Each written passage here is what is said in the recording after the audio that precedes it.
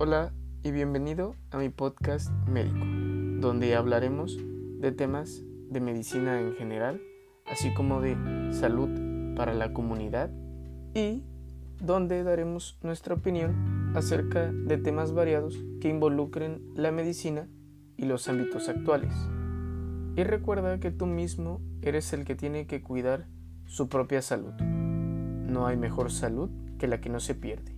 Yo soy Eduardo y comencemos. Hola y bienvenido a nuestra cita de hoy.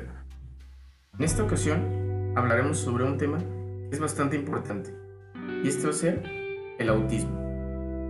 En días pasados, específicamente el día 2 de abril, se celebró el Día Mundial sobre la Concienciación del Autismo. Y por eso nos vamos a basar en cosas muy generales acerca de esta enfermedad para tener una noción acerca de qué es y qué manifestaciones pueden tener las personas que padecen autismo.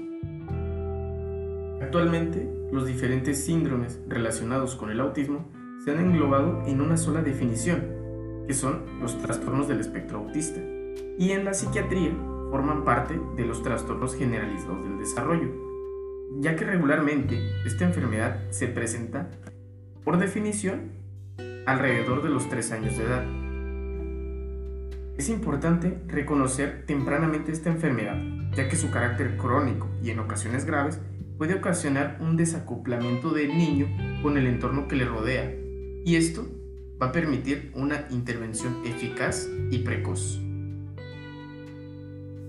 Como una introducción a la epidemiología del autismo, esta enfermedad tiene una prevalencia en Europa y América de 60 sobre 100,000 habitantes, y se estima que su prevalencia total alrededor del mundo es del 1%. Esta enfermedad tiende a afectar más al sexo masculino, con una proporción de 4 niños diagnosticados por cada paciente femenino. Como contexto histórico, la palabra autismo deriva del griego aut, que significa que actúa sobre uno mismo, e ismo, que se refiere a un proceso patológico, definiéndolo como un proceso patológico o una enfermedad que va a actuar sobre uno mismo. El término autismo fue utilizado por primera vez por el psiquiatra Eugen Bleuler, con el que describía a algunos de sus pacientes que tenían esquizofrenia, pero fue otro psiquiatra austriaco llamado Leo Kanner que usó el término autismo para describir este síndrome en el año de 1943. Él señalaba una incapacidad de las personas para comunicarse y relacionarse con las personas que le rodeaban, y además presentaban comportamientos diferentes a los otros niños. Por ejemplo, él observó movimientos sin objetivos y espasmos repentinos. Otro psiquiatra importante para esta enfermedad fue uno llamado Hans Asperger. Él publicó sus observaciones en un libro, igual por los años de 1944, en donde estudió a 4 niños que tenían graves alteraciones motoras y sociales. Pero al contrario de las observaciones hechas por Kanner, Asperger definió a estos niños como, aunque eran problemáticamente sociales, tenían buenas habilidades para expresar sus intereses. Él mismo los definía como pequeños profesores. Bueno, ¿y ahora qué es el autismo? ¿Cómo se puede padecer autismo? Bueno, a pesar de todos los avances en neurociencias y en genética, aún no se ha podido establecer un modelo que explique la etiología y fisiopatología de los trastornos del espectro autista. Pero en diferentes estudios se ha evidenciado alteraciones neurobiológicas, genéticas y ambientales.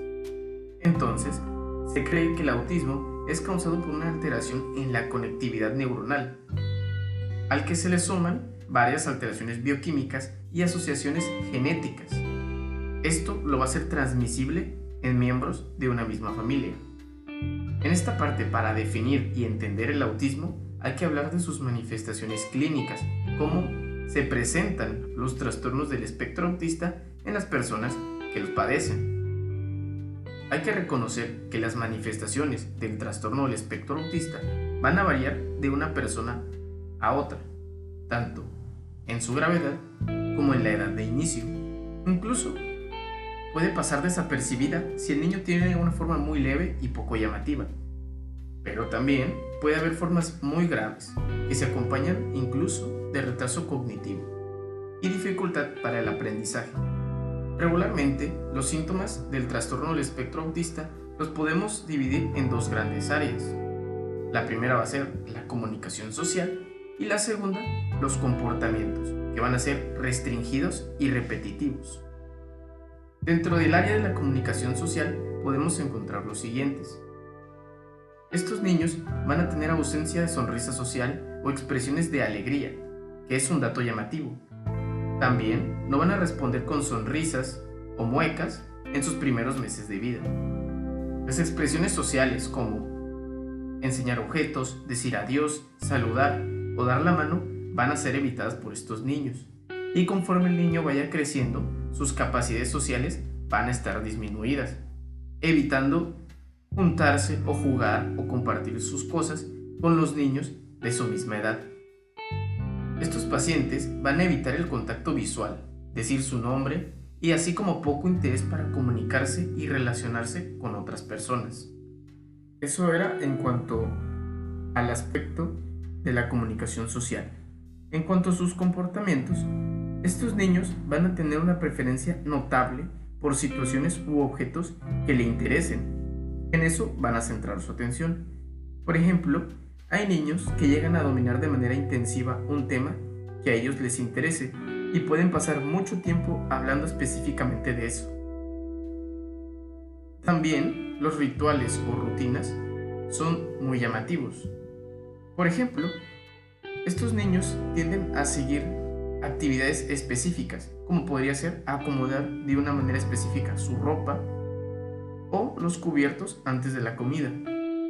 También podría ser visitar algún lugar en específico que le llame la atención. Es característico cómo el cambio en alguno de estos rituales o rutinas causa irritabilidad, ansiedad, enojos o rabietas. En casos graves, las capacidades cognitivas como hablar o aprender cosas nuevas van a estar disminuidos. En estos casos también se pueden incluir espasmos o movimientos repetitivos de los brazos o piernas sin ningún propósito. Entonces, el cuadro clínico general sería el de un niño que no tiene intereses para expresarse o comunicarse con las demás personas, incluso con sus familiares, que también va a presentar comportamientos rutinarios o repetitivos, así como fijación por objetos o temas muy específicos, los cuales llegan a comprender muy bien. Afortunadamente, los casos graves que se acompañan con trastornos motrices o retraso mental son menos comunes. En cuanto al tratamiento, lo más importante va a ser identificar de manera temprana esta enfermedad. El objetivo principal del tratamiento es disminuir la sintomatología y poder incluir al paciente en la vida cotidiana para que intente llevar una vida lo más normal posible dentro de sus capacidades. Dentro de las opciones del tratamiento es muy importante un manejo multidisciplinario, con especialistas en psiquiatría, pediatría y nutrición para poder asegurarle al niño un adecuado manejo. Bueno, ¿y qué podemos concluir acerca del trastorno del espectro autista? Esta es una enfermedad del desarrollo que limita al niño la comprensión y la adaptación a la realidad que le envuelve.